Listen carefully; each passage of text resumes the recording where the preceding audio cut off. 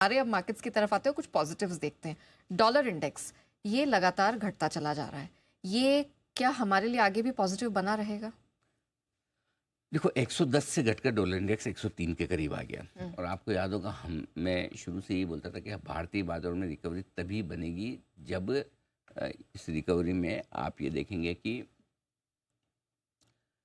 Dollar index कमज़ोर होना शुरू करे और करेक्ट, रुपया गिरना बंद करे। करेक्ट। और दोनों चीज़ें एक साथ हुई। रुपए में रिकवरी अभी तक उतनी हुई नहीं है, हम्म, इसलिए शायद एफआई उतनी उस तरह से आ नहीं रहे। करेक्ट, लेकिन डॉलर इंडेक्स का कमज़ोर होना हमारे बाजारों के लिए नहीं, पूरी दुनिया के लिए, हम्म, एमर्जिंग मार्केट्स के लिए बहुत अच्छी खबर है।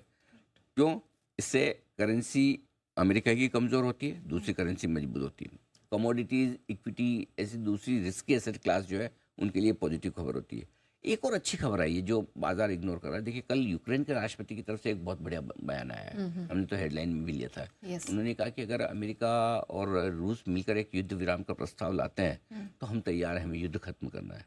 तो अभी देखो, इतना एक चीज़ समझो, आप ओपनली पूरी दुनिया के सामने इस तरह से लड़ ले झगड़ लें, लेकिन उसके बाद अपने अपने देश में जाके सब युद्ध विराम, और उसके बाद देखिए ट्रंप ने भी रूस को डांटा धमकाया, जबकि उनका दोस्त है। नहीं, रूस हाँ, को रूस को भी, हाँ, रूस को बोला ना कि भाई आप भी सुधर जाओ, हाँ, नहीं तो आप पे भी हम सैंक्शन लगा करेक्ट, सकते हैं, ये सब का टैरिफ लगा सकते हैं। करेक्ट।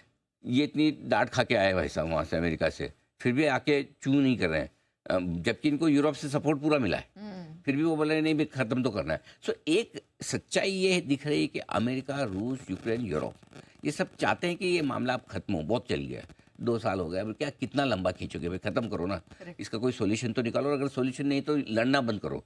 जब सोल्यूशन आएगा तब आएगा, राइट, जब आएगा तब आएगा, नहीं तो लड़ना तो बंद करो। तो ये एक अच्छी खबर है थोड़ी सी। और कच्चा तेल $70 के आसपास टिका हुआ है, ये भी ठीक बात है। ठीक है सर, अब थोड़ा एफआईएस की बिकवाली पर आ जाते हैं। हमने कंटिन्यूसली 5-6 ट्रेडिंग सेशन से देखा कि कैश सेल्स के नंबर घटते जा रहे हैं, तो अब क्या मार्च महीने से उम्मीद बन रही है कि एफआईएस का मूड बदल सकता है? देखो, एफआईएस का मूड बदलने के संकेत आ रहे हैं। अच्छा। हमें 2 चीज़ें चाहिए थी। मैं अभी जस्ट आपको 1 मिनट पहले जो भी बोला कि डॉलर इंडेक्स कमज़ोर होना शुरू कर दिया और हमारा रुपया मजबूत हो रहा है। हाँ, तो एक पार्ट तो हो गया, डॉलर इंडेक्स तो आपका ऊपर से 7% घट गया, करेक्ट। 6% घट गया। हमारा रुपया अभी तक रिकवर नहीं हो रहा है। जिस दिन रुपए में रिकवरी आने लगेगी, फ्लोज आपको वापस आने लगेंगे एफआईएस के। बिकवाली तो कम हो ही चुकी है, ये तो दिख ही रहा है, बराबर है।